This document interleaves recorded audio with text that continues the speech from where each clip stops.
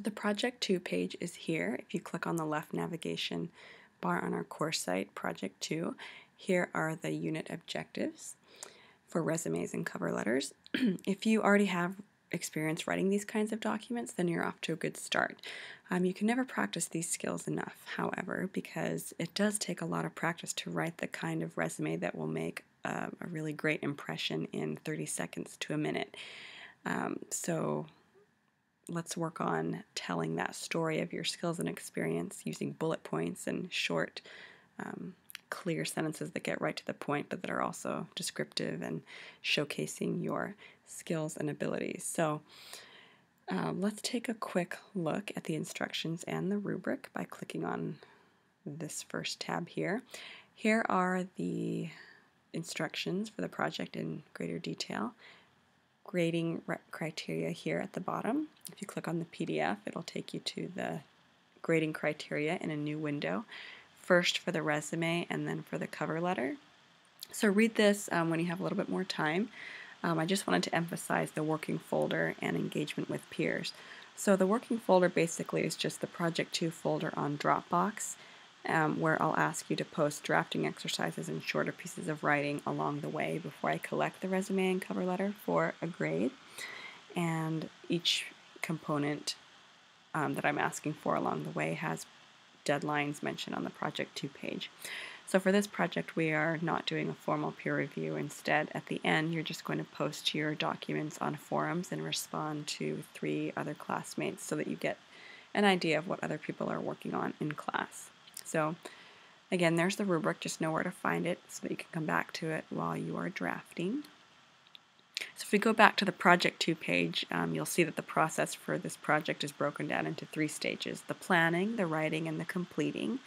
So the rest of this video will talk about planning. So I'm going to click here and find the 3 short tasks for the planning stage. So the first thing you want to do is find a job ad, and there are lots of places to look. The first place you might look is on campus, for example, if you want to work somewhere close by. If this is close for you, click on the first link at the bottom of our page, and it'll take you to jobs and internships, student employment,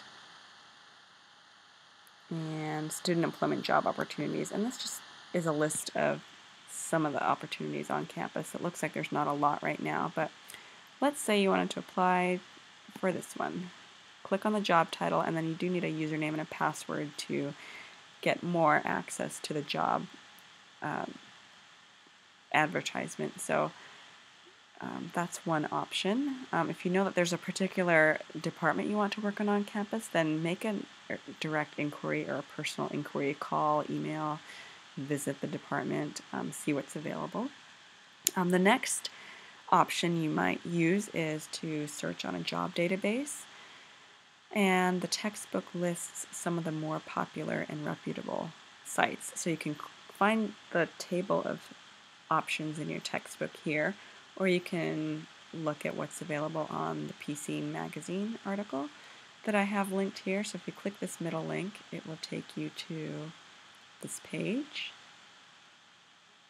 And this article discusses 16 of the more popular and widely used job sites. So you may have heard of Monster or Indeed.com.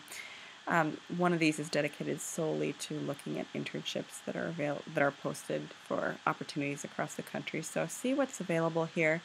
They do have Craigslist on here, which, does have quite a few job postings. But if you're using an online site, just beware of scams and anything that asks you for credit card information or social security. You shouldn't have to offer any of that to see a job posting. So, see which of these sites catches your attention and look for a job that is appropriate for you.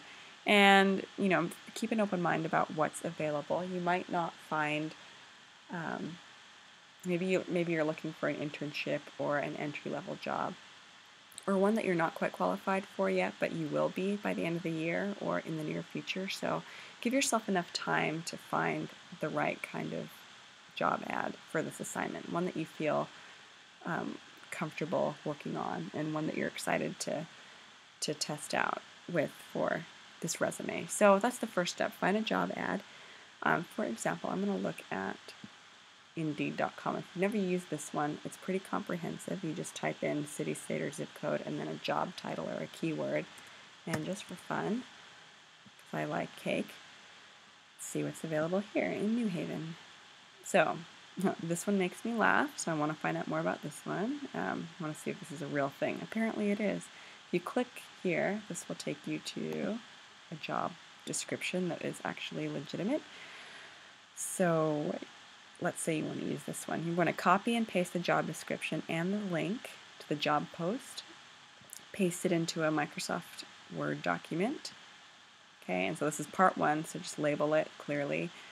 Copy and paste everything here. Looks good. And now you're ready to write the company profile. And that part just asks you to respond briefly to these 6 questions.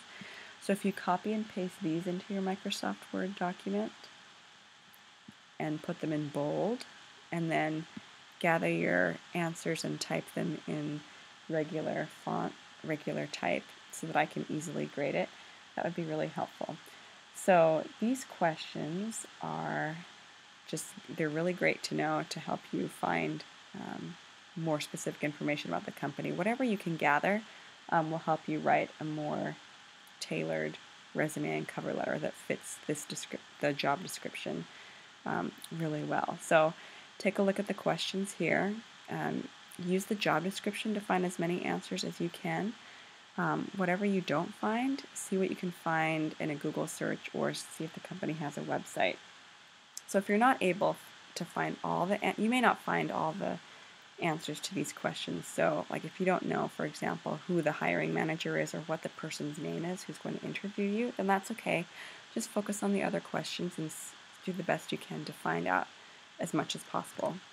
So for example, in the Bimbo group, if you click on their logo, this will take you to another website where you can find out more about the company, which is